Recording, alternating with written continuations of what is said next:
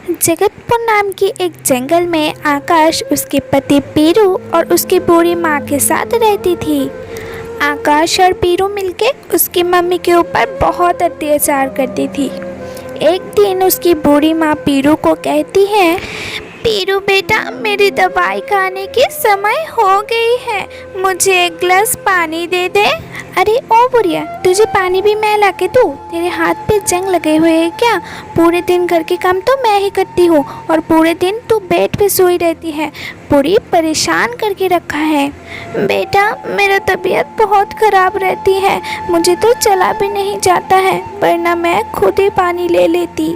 अच्छा, खाना खाने के समय तो तेरी मुँह बहुत चलती है कैंची की तरह, और कुछ काम करने के समय तेरी कमर में आग लग जाती है। इतना कह के पीरू चिड़िया वहाँ से चली जाती है और उसकी बूढ़ी माँ भी बिना दवाई खाए सो जाती है। अगले दिन सुबह बूढ़ी माँ की बहुत तबीयत खराब होती है। वो जाके अपने बेटे से कहती है, बेटा आकाश, मेरी तबीयत बहुत खराब हो रही है, मुझे एक बार डॉक्टर के पास ले चले। माँ, मैं तो तुमसे परेशान हो गई हूँ।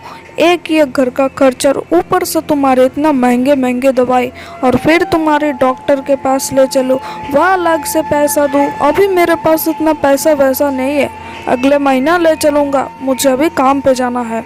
अच्छा बेटा, कोई बात नहीं, अब तू खाना खा ले, सुबह से तूने कुछ भी नहीं खाया है। माँ, मैं अभी बच्चा नहीं हूँ, मुझे पता है कि कब खाना खाना है, और पीरू है मेरा ध्यान रखने के लिए। आप मेरे बारे में मत सोचो। फिर आकाश अपने काम पे चली जाती है और शाम को जब घर लौटती है तब पीरू सो रही होती है और बूढ़ी माँ अपनी बेटे की राह देखते हुए बैठी हुई थी कि तभी आकाश भी घर आ जाती है। ला बेटा, तेरे बैग दे दे, मैं अंदर रख देती हूँ, काफी थक गया होगा ना मेरा बेटा। हाँ हाँ, मैं तो मर गई हूँ ना, जो भी ये बुढ़िया तुम्हारे बैग उठाएगी। ऐसा नहीं है बहू, तुम सो रही थी इसलिए मैं ही चले आई बैग उठाने के लिए। मुझे पता है सब, अब कितने तेज हो, मेरे पति के साथ मेरी ही लड़ाई करवाना चाहते हो। ऐसा नहीं है बहू, बेटा तू ही समझा बहू को, ये क्या सब अनाप शनाप कहते जा रही है। क्या समझाओ माँ, सही तो बोल रही है पीरू।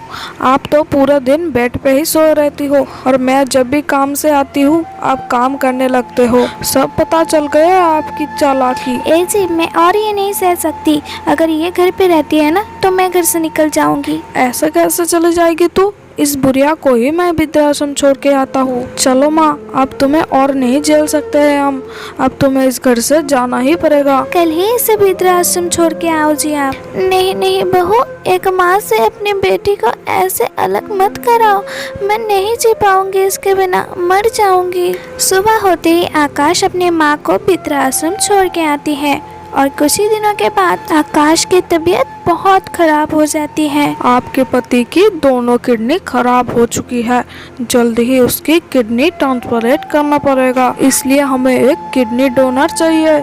आप तो उसकी पत्नी हो, आप ही क्यों ना दे दे उसे एक किडनी। नहीं नहीं डॉक्टर साहब, मुझे कुछ हो गया तो मेरी जान मेरे पास बहुत प्यारी है, मैं नहीं दे सकती किडनी। आकाश की खबर सुन के उसकी बूढ़ी माँ जल्द ही हॉस्पिटल पहुँच जाती है। डॉक्टर साहब, क्या हुआ मेरे बेटा को? वो ठीक तो हो जाएगा ना जल्दी? माताजी, उन्हें किडनी की जरूरत है। डॉक्टर साहब, आप मेरी किडनी ले लीजिए। माताजी, आपके तो बहुत उम्र है, और आपकी एक किडनी अगर ले लिया जाए तो आपकी जान को खतरा हो सकता है। मुझे मेरी जान की कोई परवाह नहीं है डॉक्टर साहब, बस आप मेरे बेटे को ठीक कर दें। फिर डॉक्टर साहब उसकी माँ की एक किडनी लेके आकाश को लगा देती है और ऑपरेशन सक्सेसफुल भी होती है। थोड़ी देर बाद आकाश की होश आती है।